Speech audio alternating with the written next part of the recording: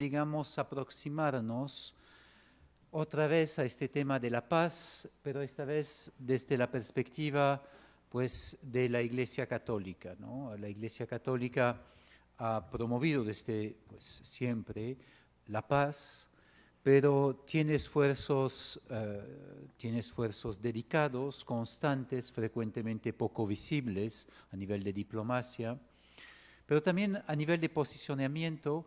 Y una de las cosas interesantes es que la Iglesia Católica, en cuanto al conflicto en Ucrania, que hemos visto ya hoy en la mañana, también ha tomado posición, también ha tomado iniciativas.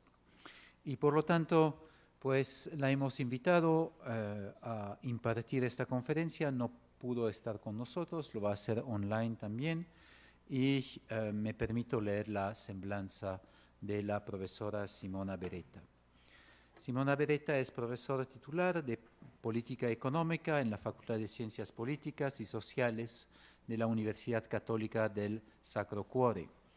Imparte disciplinas de Economía Internacional y es directora de uno de los máster de la Escuela de la ASERI, una escuela de graduados y posgraduados. Se recibió en 1978 en la Facultad de Economía y Comercio de la Universidad Católica del Sacro Cuore. Hizo un máster en Economía en la Escuela de Economía y Ciencias Políticas en Londres en 1981. Simona es extraño, pertenece todavía, o es extraño para Europa, no tiene doctorado, pero bueno, ha pasado pues toda su vida en la Universidad Católica del Sacro Cuore. Tiene muchísimas publicaciones, en gran parte en economía, pero también en otra parte en el ámbito pues, del pensamiento social cristiano. Es miembro de varios consejos pontificales y últimamente pues, es la nueva directora del Centro Universitario para la Doctrina Social de la Iglesia de la Universidad Católica del Sacro Cuore. También es redactora en jefe del Diccionario de la Doctrina Social de la Iglesia y es miembro de, ya lo dije, de varios comités pontificales. Muchas gracias y cedo la palabra a la doctora Simona Beretta. Good evening. I'm Simona Beretta from Università Cattolica del Sacro Cuore, Milano, and I thank very much for the invitation to speak at this conference. And I wish, by giving my presentation, to participate in the very important process of promoting the common good.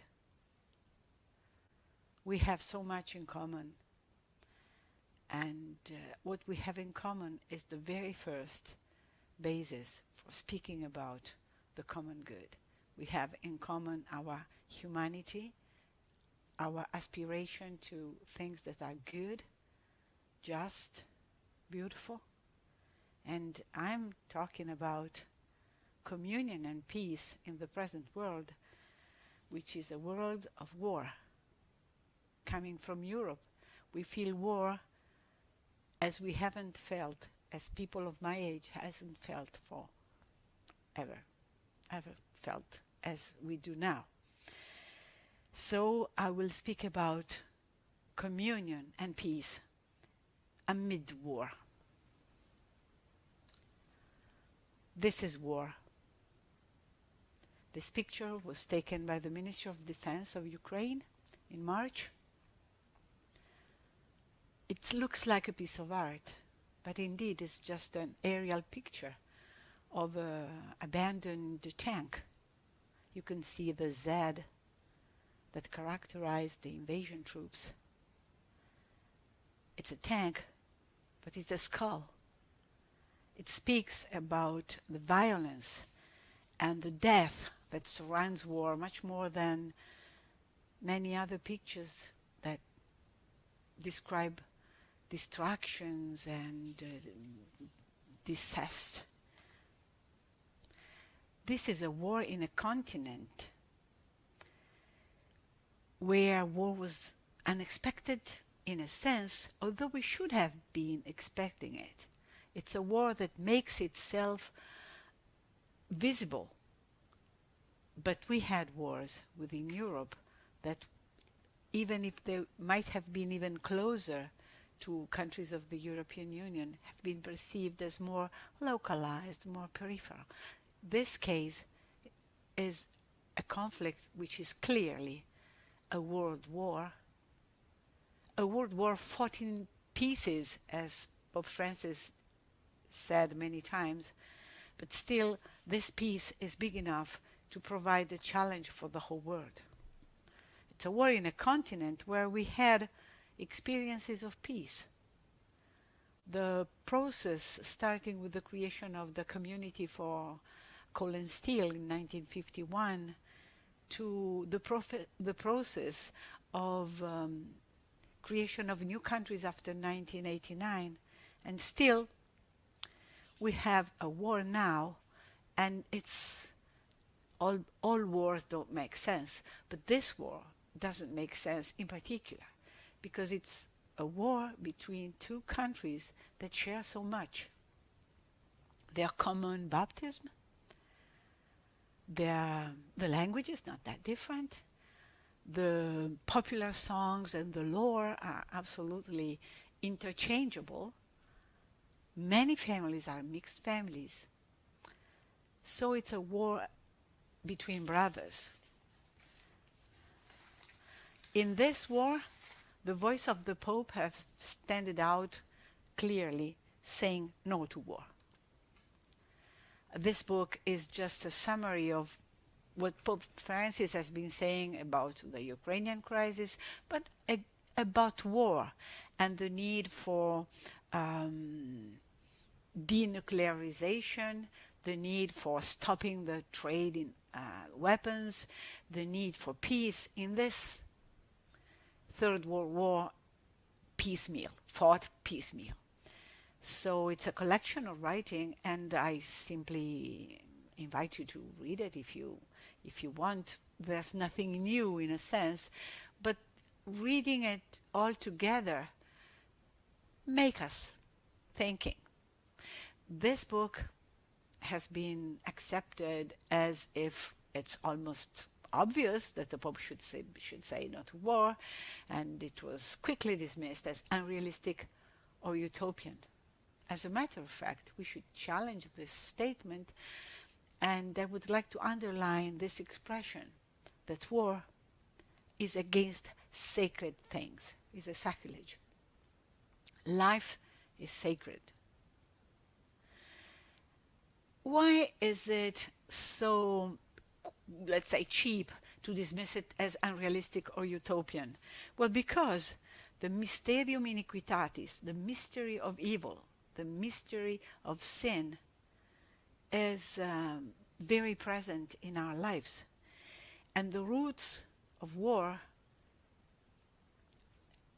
go deep into human hearts. The message of this book is that there is no such thing as a just war, which doesn't mean being equidistant from the two parties that are directly fighting, Ukraine and Russia. The Pope has been very explicit in saying that there has been an invasion, an aggression, and that there is an invaded country which is the first victim of this war. But any realistic attempt to find a path of peace has to discuss in depth what can be thought as peace, because building a culture of peace requires the definition of peace. And I think the quickest way to answer the question, what's peace, is peace is a process. It's not the end game. It's not the conclusion of a power game between the powerful. It's not the end of fighting because one part is so strong with respect to the other that the victim and the weaker part is losing. This is not the kind of peace we are thinking. And this is also the imagine of peace that comes out from the reflection of the international community.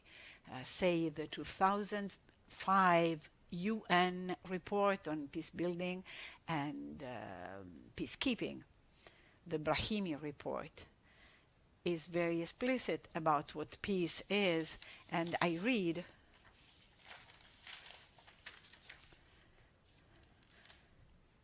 peace is about changing mind, a culture of peace. Education is key. It's the key action, this is the quote, undertaken on the far side of conflict to reassemble the foundation of peace and provide the tools for building on those foundations something that is more than just the absence of war. So this perspective that the Pope is offering is also taking stock of what the international community has learned about the process of peace building and peacekeeping, which have not been a clear, successful path. It has been a path of very strong difficulties and of struggle. As I said, there is no just war and no equidistance. And what we should recall is that what you say in presenting the conference, that paz is the fruit of a dynamic of bien común. Paz, fruto de una dinámica de bien común. I think this is very important. And we have to remember that we say bien común, we say both the good of nations and the good of people, each and every person. So we need to keep the rights of nations and human rights both at the same time as important.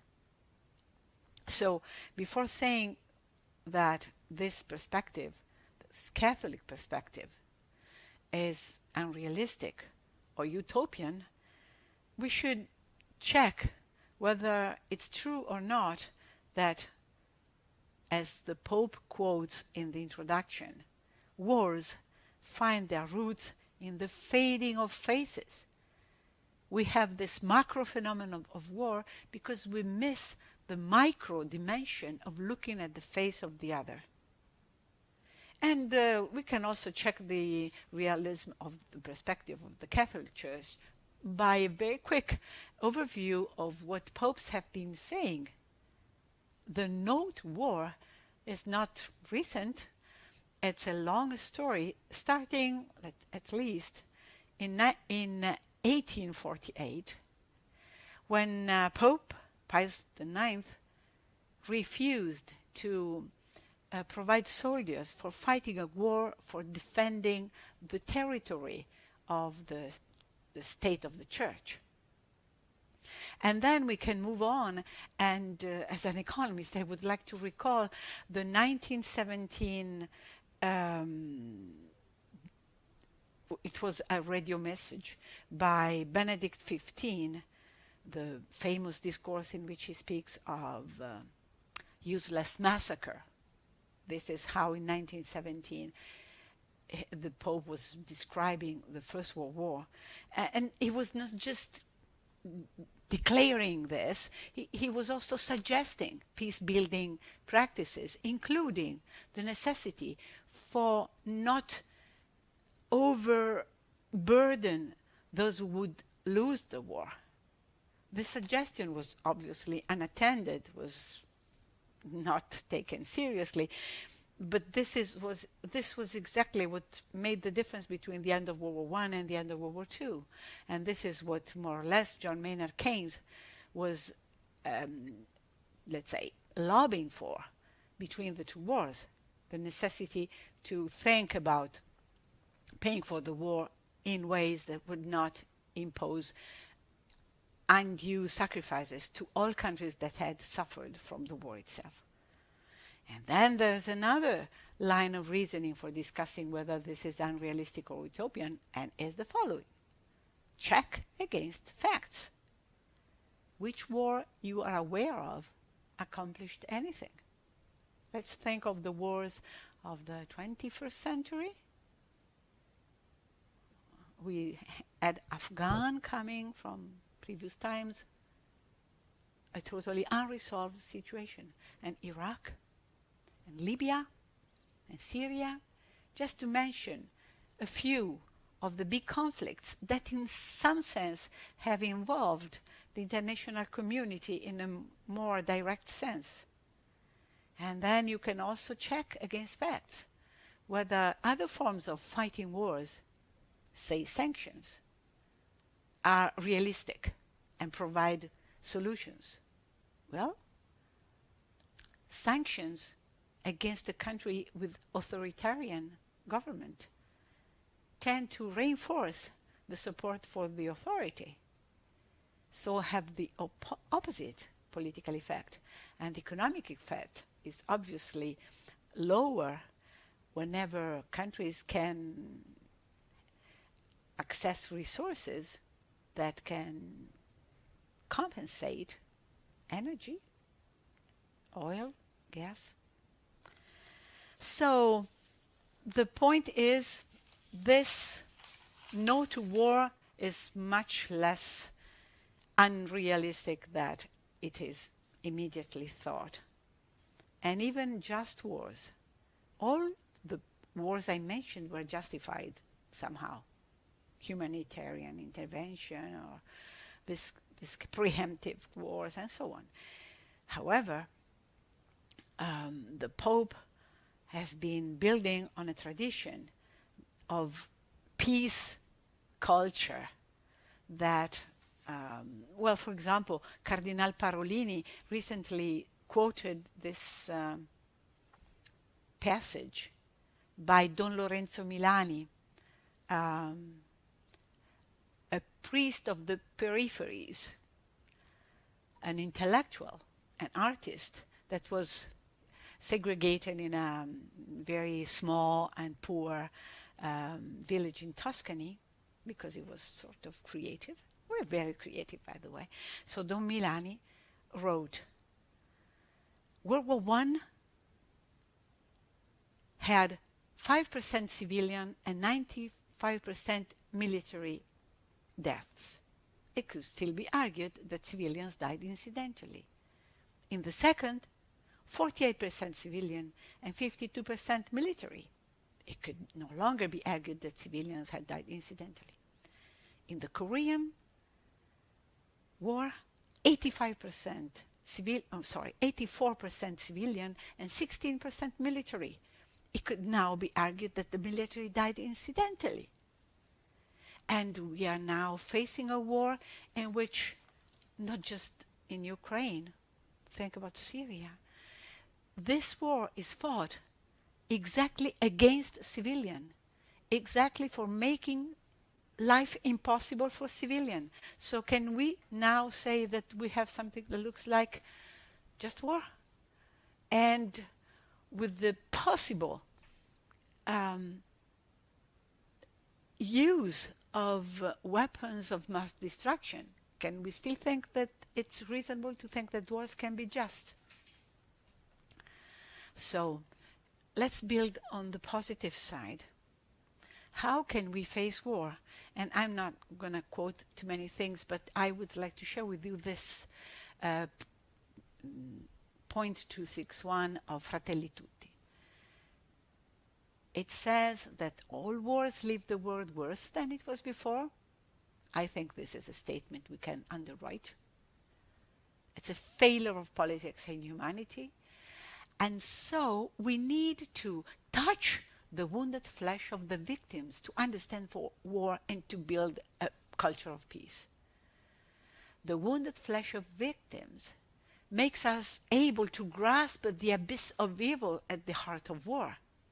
And at that point, it will not trouble us to be deemed naive for choosing peace. So we need to proclaim and uphold the rights of nations and human rights that are both rooted in human dignity, because we know that part of expressing human life in full, we need to live in communities. And so the respect of human rights is also the respect of communities so that they can live and have a successful future. The foundational right of living in the civic, social, and political life of a nation is at the same time part of human dignity, personal human dignity, and part of the rights of nations. This dichotomy that in practice means individual human rights should be taken care by taking care of individuals. And this can be done by the state or by international institutions or by NGOs. And okay. And then we have the geopolitics of nations, and that's another story. So the right of a nation to exist depends on whether the power game allows this and thinks this is useful for the status quo or the changes in the status quo that are desired. Overcoming this separation between the micro and the macro, between the human dignity of each and every person and the rights of nations, is a key passage that allows us to think about war and peace in the perspective of a culture of peace. So let us ask the victims. If we go for expressions that are particularly significant in Fratelli Tutti, we run through this idea that in societies we have the role of both architects and artisans.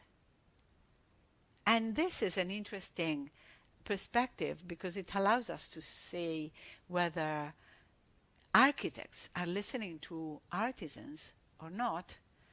And those who touch the wounded flesh of the victim are exactly artisans. And they should be the first to be heard in any discussion about future peace. So let's start analyzing who are the victims. Well, too many. In Ukraine, we had deaths among soldiers and civilians. A huge number of deaths, including children. Mass graves. Internally displaced persons and refugees and asylum seekers. But we also have victims in Russia. The death among soldiers, in many cases young and unexperienced soldiers. We have the detention of opponents of the war or of any element that is perceived to be a foreign agent, including, as we will see, memorial. And then we have victims out of global interdependence. The conflict has provided shocks in food prices, in food availability, in energy crisis, and we can go on. And I would like to add, we have victims in families, especially in those families that are mixed, Ukraine-Russian, or simply live on one side or the other side of a boundary that has become a hot boundary, and that is also under the threat of inability to communicate, with sons that tell fathers, the Russians are bombing us, and the fathers say, oh, no, no, no, that's just propaganda. That's just Ukraine propaganda. And it's this non-communication is something that can really break hearts. And this is victim as well. These are the numbers of refugees. We are talking about millions of people. And some of them had been able to access national protection schemes.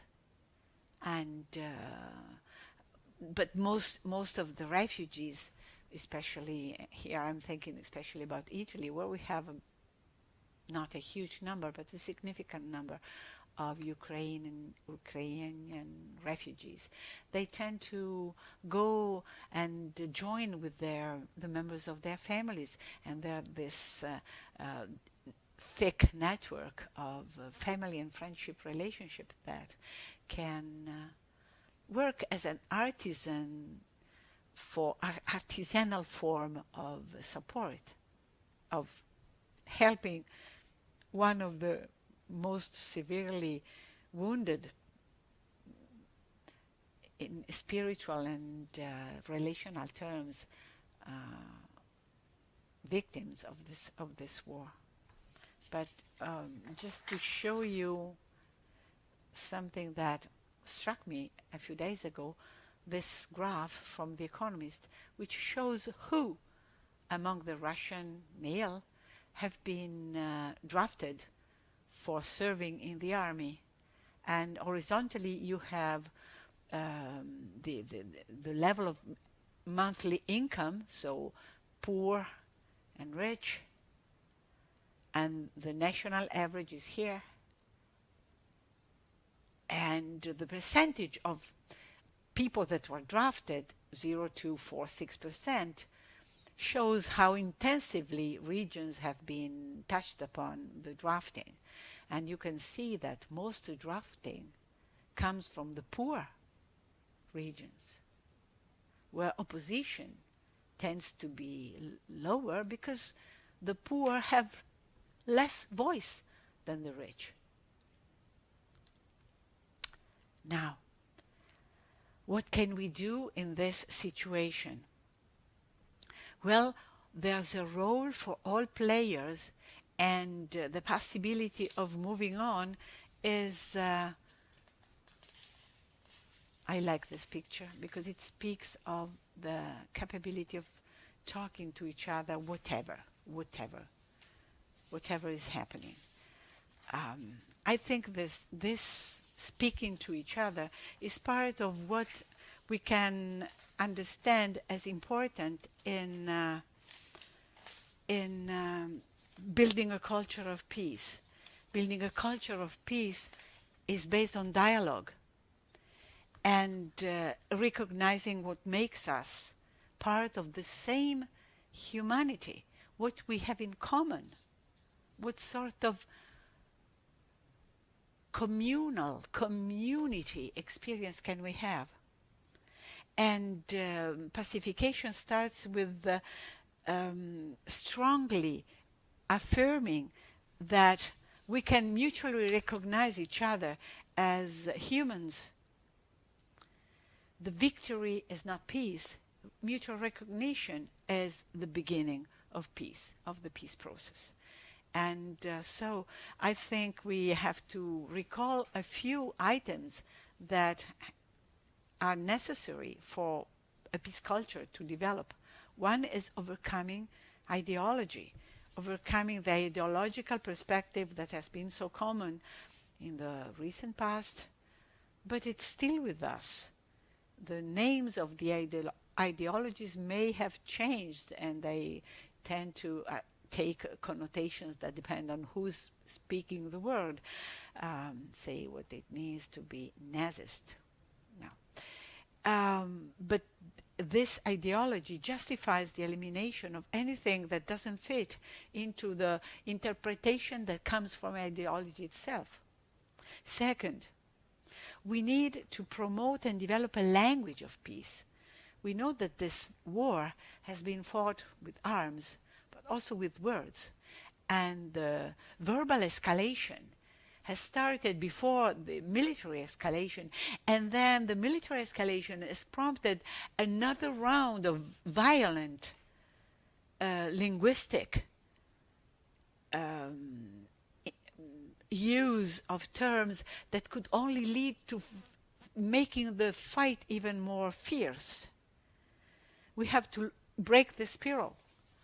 We have to break the spiral and move ahead, learning to speak a language of peace. And then we have to promote a more balanced historical narrative.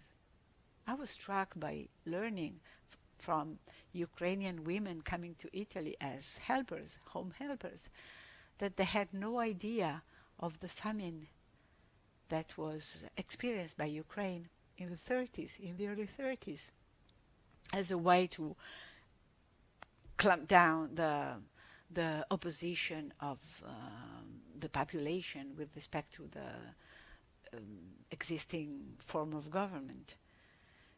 historical narrative has been under uh, close scrutiny by the Putin administration, and school reforms have been taken. Yeah, but we need to keep the conversation going on, let's say, evidence-based historical narrative, because this can help diffuse hate speech. And there's no way of doing this with repressive tools. You can't keep hate speech under control just by repression. You need to build a positive culture of peace. And for this, we need to revisit the role of memory and revisiting all the experiences of pacification we can think of. We can look at the fact that pacification is possible, and we need to learn what artisans and architects can do to contribute to this pacification process.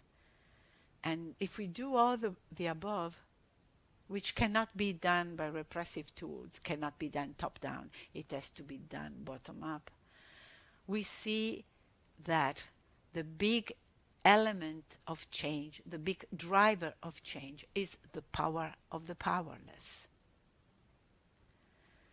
Because a pacification process walks on the fine path, the knife edge of trusting the possibility that there's something good in your partner, there's something human in your partner, that yes, you have very different visions, that yes, you have very different interests, but vision and interest can be communicated.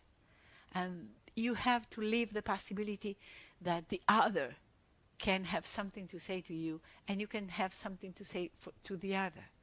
We need recognition. Is it unrealistic or utopian? Well, I'm not sure. If we look at what has been happening, is that we have a lot of expressions that show us that humanity is resilient, is still there. For example, on March 1st, more than 270 Russian Orthodox priests implored forgiveness and peace. And their message is very touching, because their message, I'm going to get it. There we are. Their message, I lost it. Well, is asking, in a liturgical period in which they just celebrated as Orthodox Church the Sunday of the final judgment, they are recalling that final judgment is awaiting everybody, and they ask for forgiveness and peace. And they also say that this is not to be taken as being against the authority, because this is just being faithful to the message of the gospel. So they were well aware that this could be taken as a political statement, but they make this effort to explain that they are not speaking out of political visions. They are speaking about a truly deep, profound religious vision. And we also have, in a more recent time, this statement, public statement, of the Conference of Catholic Bishops in Russia. The Catholic community is relatively small, but it's very spread all across Russia. And they are talking, this is a message issued in October, the 6th of October, and it's about the drafting. And it's about the importance that all Catholics, in this case the message is to Catholics, that all Catholics have a serious conscience dilemma, because they, in a sense, could think that it is their duty to do what the authority tells, and at the same time they have to consider that it's true to obey the authority if what the authority is asking is the best way of putting an end to the conflict. And again, there's a passage of the letter which says,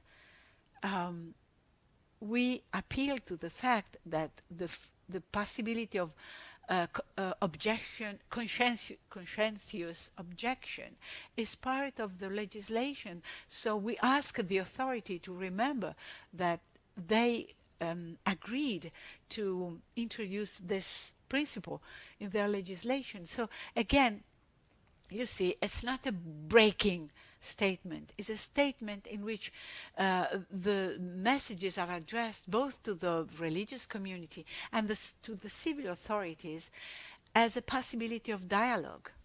And we know that dialogue can produce fruits. Yes, of course, and going back to the image of the video conference between Kirill and Pope Francis, we see that that didn't accomplish anything, and that Kirill is steady supporting the decision of going for the war. But still, the two high authorities of two big churches could agree on a statement on Ukraine in Cuba when they met in 2016. So there's something that can keep the conversation going on. And this conversation can go on because powerful people or people in significant position express themselves, but also because we have this artisan way of dialogue. Because the possibility of recognition is something that is related to the fact that we have something in common, and we have something in common across religions. I'm just putting the, let's say, the image of the very recent event that was held in Rome, sponsored by the Catholic Church and organized by Sant'Egidio, community of Sant'Egidio. And Pope Francis last Sunday said that, he said, I invite you to join spiritually in this great invocation to God, the cry for peace, because prayer is the strength of peace.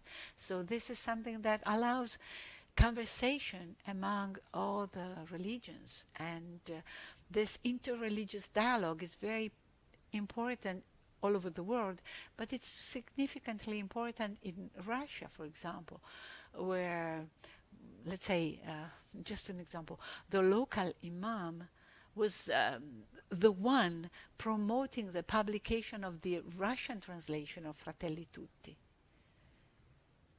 So we have a place for, let's say, high-level dialogue, maybe we can say this, but we need the artisan dialogue that comes from person to person, heart, to quote Cardinal Newman. Because this is the truly Catholic perspective, Catholic slow case, the common experience of humanity. If we think about building peace and we use the keywords of the messages of World Day of Peace that has been published since 1968 by the Catholic Church, by the popes, well, these keywords are truly universal words that make sense in all human hearts, because they resonate in human hearts as their most deeply felt aspirations. So they can penetrate the incandescent nucleus of human experience at all latitudes, at all time. Words like life, truth, memory, justice, mercy, forgiveness, because this is what being Catholic is about, sharing the common experience of humanity, being aware of the great gift we received of Christ's incarnation, because Christ revealed man to man, as Vatican II said, because what Christ wants is unity. He prays ut unum sint, not just the members of one church or the other church, of all churches. All humanity is called to be one. So I would like to say something about the hopes for peace and the reasonable hopes for peace, even in these days that are so frantic and that are so worrying. So I will use these words: life, truth, memory. And I will start with life. And I will say that life is stronger than death, both because this makes sense to elemental experience of everyone, but by recalling a beautiful writing, a beautiful essay by Vasily Grossman that was titled The Sistine Madonna, but is more commonly referred to as the Madonna in Treblinka. You see, the Sistine Madonna is this Raphael painting in which you have this adolescent mother and this toddler with an expression in the eyes of Jesus' eyes that speaks about awareness of all the ugly things that are in the world. And yet these eyes, Madonna's eyes and Jesus' eyes, speak of their stubbornness, their resilience. They will be there, whatever. This essay was written in 1955. It was published in Russia only in 1989, but it circulated outside Russia within the network of the Samizdat, which is something that helped keeping connected Eastern Europe and Western Europe in years in which these connections were looked with much suspicion on the side of the Soviet power mostly, but it was something that probably ran deeper than that. Life is stronger. We can hope that life wins, because this is just a reasonable hope. And then we have truth. Well, truth is a word that has been almost prohibited in Western Europe, because truth is too engaging and truth is divisive and that sort of things. But this is the expression that we learned from non-believers like Václav Havel. Václav Havel, a prominent writer and movie director and intellectual, was against the Czech regime, and so after the Helsinki process, there was this Carta 77, this in 1977, this document signed by a number of Czech intellectuals that ended up in prison, including Václav Havel. So it's written in October 78, and it's a statement in which you can breathe the spirit of time, but it's a timeless message. And as Václav Havel was a playwright, he had this ability, even in essays as this is, to use stories. And he uses this story explaining what it means to live within the truth, not possessing the truth, living within the truth, living in the horizon of truth, embedded in truth. And he has the story of the greengrocer. And the greengrocer that, according to Václav Havel, made an everlasting change in social and political situation in the country. What did the greengrocer do? Well, he simply decided at some point not to put the sticker saying Workers of all the world unite on the window of the grocery shop. Yeah, it's as simple as that. Why do you put such a sticker? Well, because that's a way to show that you are belonging to the world of lie in which you are forced to stay unless you have the freedom of spirit to say, I will not do it. I will possibly pay consequences. I will probably be kept away, dismissed. And the greengrocer is a powerless person. Yet the power of the powerless is what changes the world. This book was written in 78, and of course it was not published, but the Samizdat edition was published in Milano, was translated by Centro Studio Europa Orientale, which is one of those spaces of dialogue that was active since 1966. And it was created by a priest who went all over Eastern Europe, trying to keep in touch with intellectuals and priests and all those who were trying to live within the truth. Although this expression comes directly from Václav Havel, this was the whole idea. This is him, Father Francesco Ricci, and this is Father Joseph Zvezina.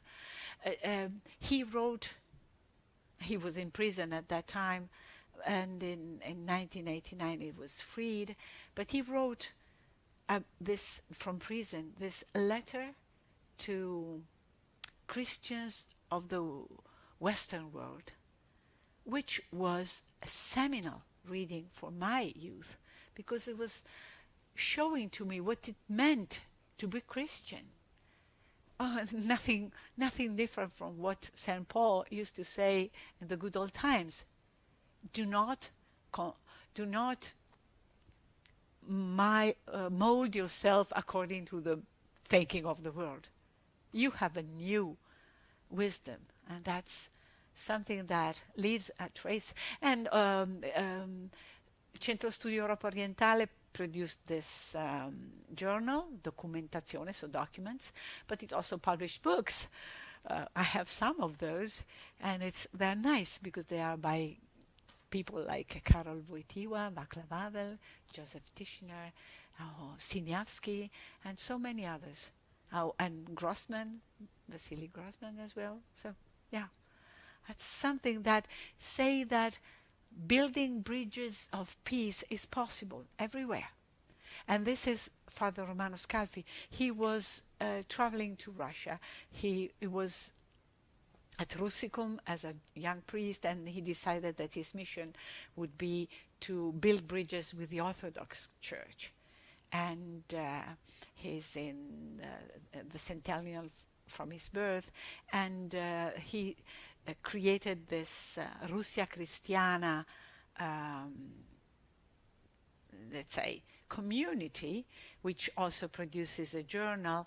And the journal you saw, the title before, La Nuova Europa, is something that he created. And La Nuova Europa collects both the tradition of Russia Cristiana and XEO, Centro Studio Europa Orientale. I'm saying these things because Italy has played this role, and we can still play this role of keeping open a dialogue, because I am totally, completely convinced that, as John Paul II has been saying many times, Europe can only breathe with two lungs. So this war is making it impossible for Europe to breathe, because we are brothers. We are beyond all seeming evidence. And I think this is very, very important. So this is about truth. Truth is about speaking and listening to each other, knowing that lies won't last. The truth is where generation and generative attitudes can be started. And then we come to the word memory. And here it's obvious, the reference to memorial. Memorial received the Nobel Prize of Peace after being closed, but in December 2021, but after quite a few years of being mobbed and being distressed by the authorities. And I would like to give this link to an event that took place in August 2021, so memorial was still legal. And at this meeting in Rimini, which is an encounter that lasts more or less 1 week, there was an exhibition on memorial titled Uomini nonostante tutto, human beings no matter what. And Memorial has been collecting all documents concerning the life of the millions people that suffered in a period in which their suffering could not be even publicly recalled. It was started by Sakharov, a Nobel Prize, when a mass grave of 11,000 people, mostly killed with a gun shooting in the head, so you could still see the skulls with the hole. In 1989, so when Perestroika and Glasnost were producing their fruits. And Memorial started like that, as a human desire to recall those who suffered. And so they had mass readings of the names of the victims, which took so much time because so many people. And so they collected those little things, and there's a story. So if you click, you can see the story. There's this interview with this lady who was a survived daughter of parents that were that disappeared in gulags, and the interviewer, a young lady interviewing this old lady, was asking, okay, this is what happened to your life, they devastated your life. Which is the most important word, mercy or justice? And the answer of the lady was mercy. And the interviewer would ask, and what about forgiveness? And the lady would say, no, I'm not ready for forgiveness, but I hope there will be a time in which we don't have to choose between mercy or justice. Because the place where this mysterious possibility of keeping mercy and justice together, well, it's in the womb of God, of course, but we human are image of God, and a pale image, we can have a pale experience of forgiveness, which is exactly what this happened. And forgiveness can happen. And I would like to share this story, which is not Ukrainian. This is Vietnam.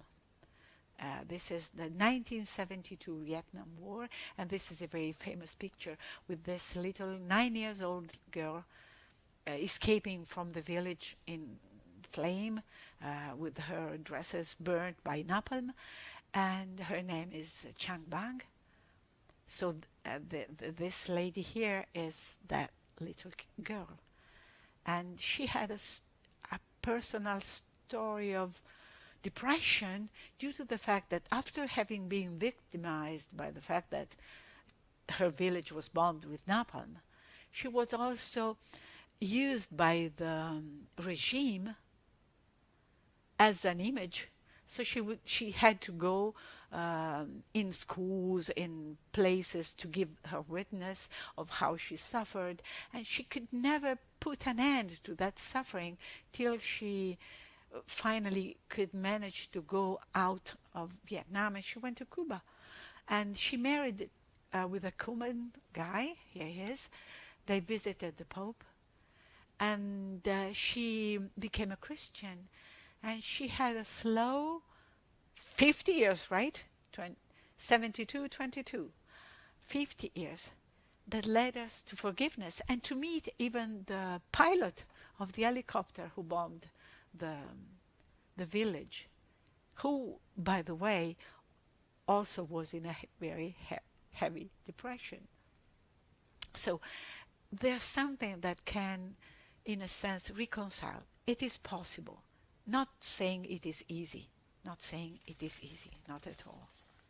But we have to have this hope that we can fix it, not because we solve a power game or because we are smarter, but simply because we are available to live life within truth and in the hope that mercy and justice can be reconciled, and keeping memory. And here I would like to go very quickly, because maybe I'm becoming a bit too long, about memory, because as I said, in Europe we have memories of periods in which peace and unlikely peace became possible. And I would like to recall the EU once again. The EU, which has a lot of complication, because life is complicated, but still was conceived out of hope that peace was possible. And of course, we have the founding fathers that tend to be relegated in the past, but either we keep each generation has to rediscover that spirit, unless we are willing to go for becoming a useless institution, or the EU. But then we have a much more powerful memory, which is 1989. After all, have you ever seen a Pacific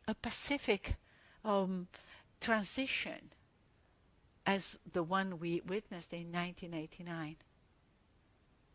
How can we explain it? Did we ever think about what happened at that time? Well, this is 1979. This is Pope John Paul II visiting Poland in 79, and it's the message, do not fear. And it's the message that launched that incredible experience of Solidarność. And that experience made it possible to feel that hope was possible everywhere. And so in 1989 we had this. How did we read this picture? How did the powerful person read this picture? As the end of a war game. We call it the end of the Cold War. It wasn't, as we clearly see now. It wasn't the end of the war. It was a space that was built by the power of the powerless. And this, I think, we should remember. Before dismissing the message of the Church as unrealistic or utopian, we should go back and say that this picture of hope, as the previous picture of hope, were born out of immense sufferings. So we have to be there, willing to suffer for peace. Peace is not cheap. Pacification is full of suffering, but suffering for life to explode, for life to be possible. So asking for going back to negotiation as not unrealistic or utopian. It's asking that something that is possible happens again. I have this slide that says Helsinki, not Yalta. Well, we had in 1975 this multilateral event in Helsinki, and that passage was fundamental for all that subsequently happened in the Soviet world, because Soviet Russia, the Soviet Union, signed this Helsinki Final Act, which among the principles guiding relations between participating states, you had 10, and the seventh and the eighth was exactly about peace, as we described it: respect for human rights and fundamental freedoms, including freedom of thought, conscience, religion, or belief, and equal rights and self-determination of peoples. So it's everything is already here.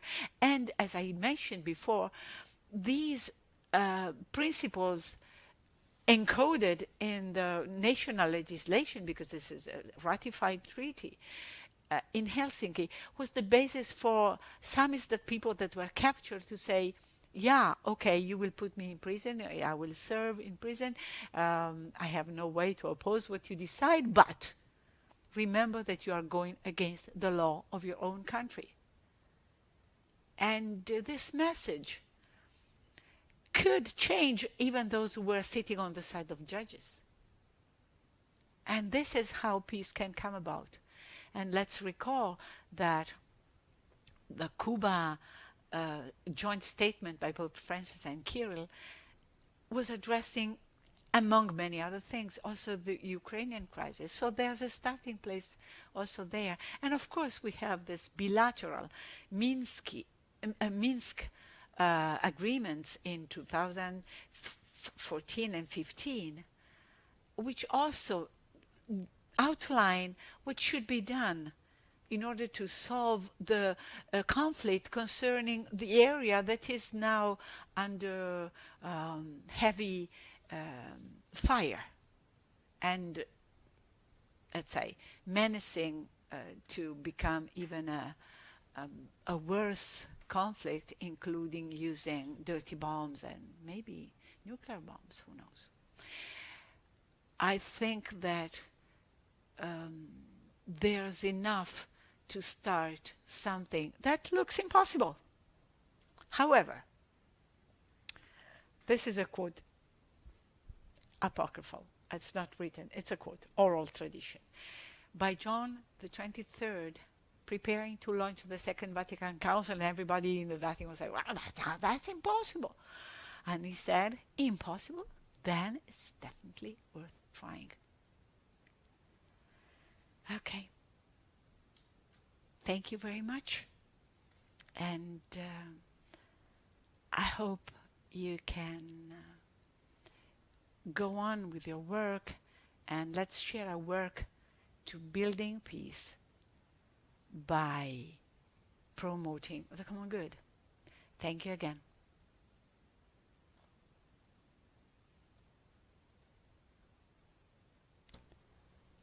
I will stop the recording. Muchas gracias.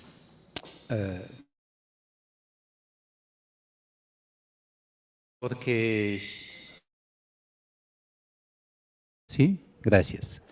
Fue un mensaje registrado, sencillamente porque pues por la hora, ya son las 12 de la noche en Italia, y Simona estaba pues dispuesta obviamente a quedarse despierta, pero pues las preguntas iban a ser entre las 12 y la 1 de la mañana, entonces mejor no. La ponencia es un poco larga.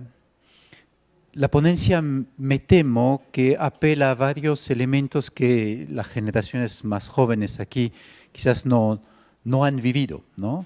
Pero quienes han vivido por ellas, obviamente, pues se recuerdan, ¿no? El nombramiento del Papa, obviamente, pues Solidarność, la caída del muro de Berlín, esos eventos los hemos vivido y obviamente un evento como la guerra en Ucrania pues trae a la memoria estos elementos trae a la memoria estos elementos pasados. Yo creo que hay 2 o 3 elementos sobre los cuales quisiera abrir el diálogo, ¿no? De esta larga ponencia. Primero es, ¿para qué peleamos en una guerra? ¿Para la victoria? Es decir, destruir el enemigo y tener la victoria, ¿no? Nike en griego. Para la justicia. Es decir, justicia, libertad, pongan aquí un conjunto de valores. O luchan para la paz. Y son tres tipos de conflictos diferentes, ¿no se le parece? Tres tipos de guerras diferentes también. Y el punto es que vencer, es decir, la victoria, no trae paz todavía. La paz ha de ganarse después. Y es la segunda parte que quisiera poner en el centro de esta discusión, ¿no? ¿Cuáles son los... Frecuentemente hablamos de construir la paz, ¿no? De reconstruir la paz una vez ganado la guerra. Y es uno de los elementos, digamos, en los cuales fallamos de manera repetida, y hay pocos ejemplos, digamos, de éxito, de construir la paz. Uno de los grandes ejercicios logrados es la Segunda Guerra Mundial, ¿no? Pero aparte de eso, pues en los conflictos posteriores fuimos bastante malos, ¿no?, en construir la paz. Y creo que aquí, cómo construir la paz, surgen los elementos de valor, de esperanza, de querer construir la paz a partir precisamente del sufrimiento de los que no tienen poder. Es clásico, digamos, de la postura de la Iglesia, tiene trasfondos teológicos sumamente profundos, pero es una postura que si es tomada en serio, pues es revolucionaria, ¿no? Significa que los cristianos no se quedan en esta aula, sino pues que tienen una verdadera vocación, un verdadero qué hacer para la paz. Entonces, dos elementos de diálogo, ¿no? Primer elemento, ¿para qué nos peleamos, ¿no? Victoria, justicia, paz. ¿Y cómo construir la paz? ¿Y qué piensan de esta afirmación central? Pues que la paz se construye a partir del sufrimiento de quienes, de las víctimas, ¿no?, de la guerra. Abro el diálogo, dejo el micrófono a quien quisiera pues tomar primero la palabra. No todos juntos.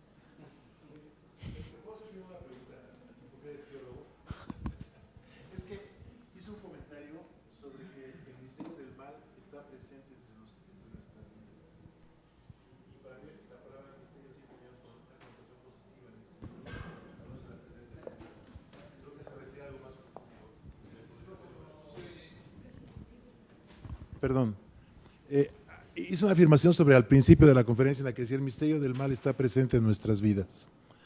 Y para mí siempre tiene una connotación de alguna manera positiva cuando se hablaba del misterio y su presencia en nuestras vidas.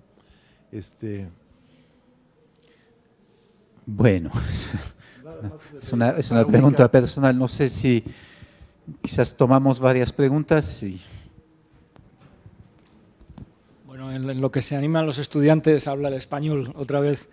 A mí la presentación, que ha sido muy buena y además muy bien preparada, me ha suscitado una duda, ¿no? Queda clara la posición del Papa Francisco y en general del pensamiento de la Iglesia sobre el rechazo a la guerra casi en cualquier circunstancia, ¿no? Tradicionalmente la Iglesia había diferenciado entre la guerra justa y la guerra injusta y de alguna forma había justificado la guerra justa, pero ahora estamos en una oposición que es frontal, la guerra nunca puede ser justificada, ¿no? Vale, y eso en una situación como la que vivimos actualmente, en la que además la línea entre lo que es guerra y lo que no es guerra está muy difuminada, ¿no? Me llevaría a preguntarme si el uso de la fuerza por parte del Estado para luchar, por ejemplo, contra el narcotráfico está legitimado o no.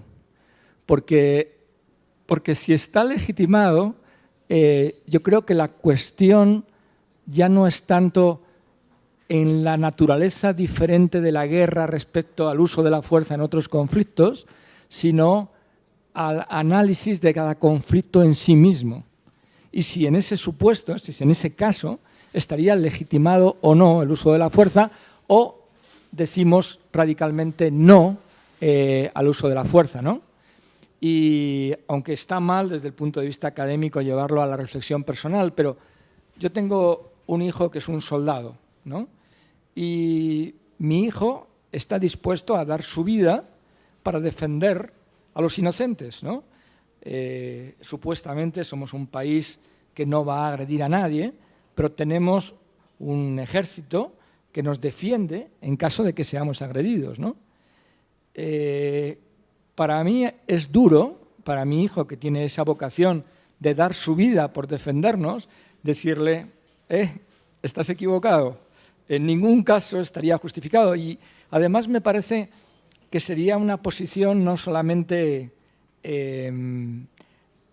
irrealista, ¿no? Lo decía en reiteradas ocasiones, me parece que podría ser peligroso, porque estaríamos dando todo el poder a quien ejerza el uso de la violencia en contra de los inocentes, ¿no? Y tenemos una obligación de defender a los inocentes. Por tanto, me ha gustado, ¿no?, la intervención, pero me ha suscitado algunas dudas, ¿no? Y simplemente añadir, lo que sí me ha abierto perspectiva es el papel tan importante que tiene la Iglesia en estos momentos, o que puede tener, para alcanzar la paz. Yo por eso el mensaje más de el no a la guerra, que es un mensaje muy fácil, me parece que lo que tiene que intentar la Iglesia es hacer una contribución que realmente sea eficaz para poner fin a la guerra y ser capaces de construir la paz, ¿no?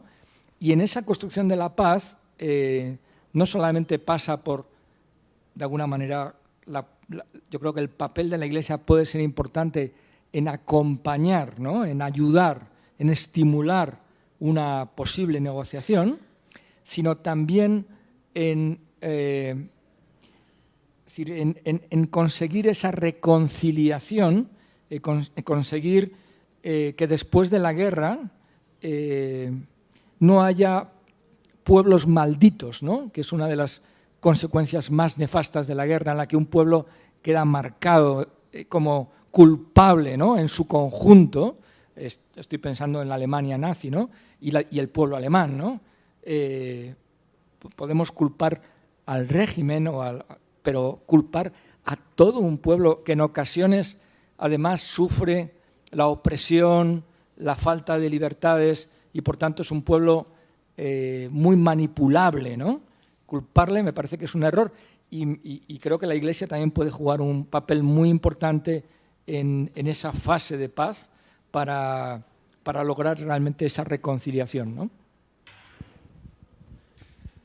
Muy bien, ven más un diálogo. Quizás voy a intentar pues retomar lo que dijo y luego añadir algunos elementos aquí. Por favor, no vacilen en tomar la palabra, ¿no? Se trata de hacerla circular. Te paso el micrófono después, ¿sí? Ignacio, sí, mysterium iniquitatis, ¿no? Es el misterio del mal, ¿no?, de la iniquidad, literalmente traducido. Pues este misterio no es positivo, pero es un misterio, ¿no? Y el cristianismo afirma que, y no son palabras mías, es San Pablo, son los evangelios, Hechos de los Apóstoles, que a través de la muerte del inocente, surge una fecundidad misteriosa, que es la de la resurrección de Cristo.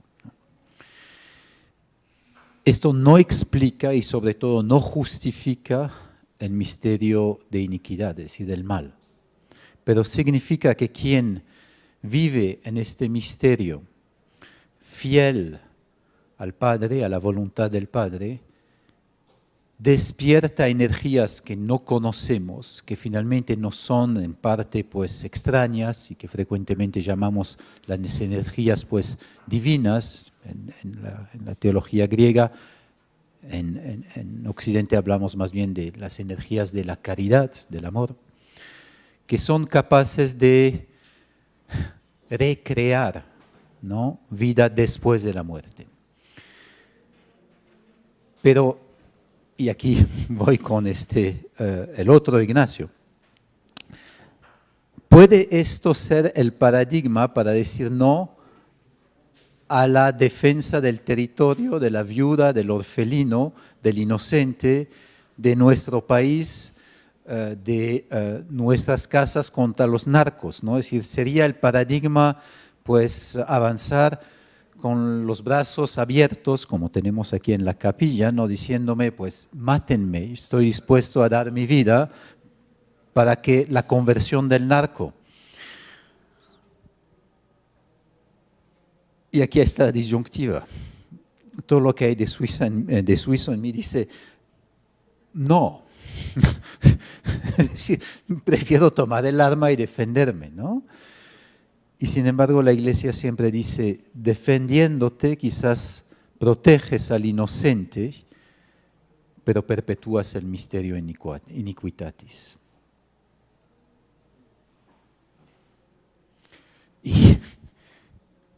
Y creo que hay ingenuidad a no defenderse, pero creo que también hay ingenuidad en sencillamente defenderse. Pero bueno, dejo aquí, Alejandro, y luego aquí.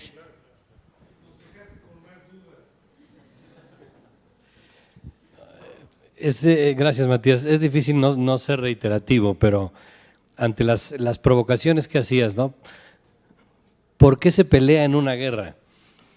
Yo creo que ninguna de las personas que entran, ninguno de los que provocan la guerra piensa que está haciendo un mal, piensa que está respondiendo o a una injusticia o a una opresión. Y yo creo que cuando el magisterio de la Iglesia nos dice que la guerra no es legítima en ninguna circunstancia, ahora el Papa Francisco, es porque falla justamente el diálogo para reconocer que hay una opresión o hay una injusticia, porque el otro la está viendo. Entonces, ¿quién desde el otro lado no tiene la capacidad de verla y entra en un proceso de violencia? Yo creo que esa es la gran pregunta. Porque como ya sabemos que ningún proceso de guerra trae paz al final, digamos, tal como lo planteabas, no es legítimo como vehículo de solución de conflicto y sin embargo permanece ahí la injusticia y la opresión que dio origen. Y luego lo otro de lo que decía Nacho y lo que comentas,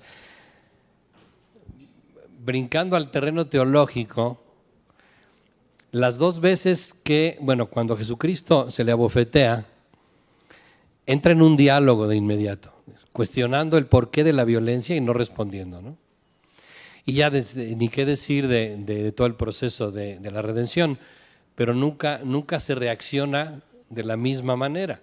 Y me lleva a recoger el guante de Ignacio, porque en México estamos viviendo una política que se enuncia con mucho cinismo, creo yo, de abrazos y no balazos, pero en el fondo, desde la teología, no tendríamos por qué responder.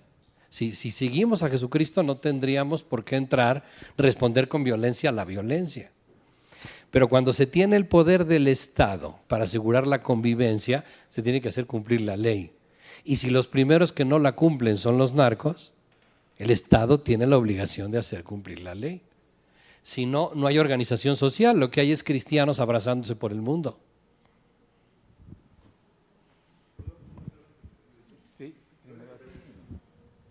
Muchas gracias a todos los presentes. Me llamó mucho la atención, Ignacio, desde la mañana, tus acertados planteamientos, tus acertados comentarios. Se me quedaron ahí un par de preguntas, ojalá y tenga oportunidad, seguramente la tendré. Ahorita quiero mencionar algo o remarcar algo que mencionaste acerca de tu hijo. Agradezco que lo compartas, es una muestra de confianza en todos nosotros, te lo agradezco. Mi padre también fue militar, murió hace no mucho, y mi abuelo fue militar. Mi abuelo acompañó, por ejemplo, a Venustiano Carranza y bueno, pues fue abatido aquí en Tlaxcalancingo, ¿verdad? Cuando lo mataron. Y mi padre, bueno, pues pasó todo este conflicto de la guerra sucia, el conflicto de Chiapas, en fin, situaciones complicadas, Ignacio. Un día le pregunté, Toño, a mi papá, dije, para ti, ¿qué es México? Y él me respondió, mira, Salvador, para mí México es el lugar que he jurado defender hasta la muerte. Así. Y ya. Esas fueron sus palabras. Entonces, lo comparto también, Ignacio, creo que hay una cultura aquí que, bueno, pues es quizás, no sé si universal, pero sí muy coincidente. Luego, la verdad, tus palabras fueron muy interesantes. A mí me parece que hay una pregunta aquí que alguna vez he escuchado, compañeros, compañeras, tiene que ver con esto. ¿Es Dios, es Jehová, es el Dios el que crean un Dios de guerra? Y la respuesta que me dieron, que está probado, está en la Biblia, pues que sí, a reserva de que, bueno, los teólogos desde luego puedan fundamentar y justificar más una respuesta que, bueno, yo no tengo esas herramientas, pero bueno, en la Biblia, Alejandro, pues si la recorremos desde, no sé, desde el Génesis hasta el Apocalipsis, podemos ver relatos bélicos y relatos bélicos sangrientos. Por ejemplo, de Abraham, el de Abraham, o el de David, o algunos otros, la destrucción de Sodoma, en fin, varios aspectos que finalmente pueden llevarnos a una conclusión de la que yo estoy hablando. Finalmente yo creo que existe una guerra pues de nacimiento entre el bien y el mal, no era así, se presentó, quizás no de nacimiento, se presentó y yo creo que continúa y estamos esperanzados en un sistema de cosas en donde no se necesite la guerra. Me parece muy acertado tu comentario y lo comparto. Creo que la guerra no es el mejor, creo que tu comentario es en relación a que no es el camino, lo comparto, creo que la construcción de la paz debe ser en la paz ese es el mejor momento. Bueno, sin embargo, la historia puede tener algunas contradicciones en ese sentido. Finalmente, para dar paso a mis compañeros, a Ignacio, quiero compartir con todos ustedes pues parte de mi experiencia. Yo tuve la oportunidad, compañeros, compañeras, de estar 6 años trabajando en México, en San Lázaro. Fui secretario técnico de la Comisión de Defensa Nacional y bueno, pues me di cuenta ahí cómo el presupuesto de las Fuerzas Armadas progresivamente fueron creciendo. Nosotros llegamos en el 2006, tomamos a la Secretaría de la Defensa por ahí de un presupuesto de 24,000 millones, nos fuimos en el 2012 y lo dejamos en 80,000 millones de pesos.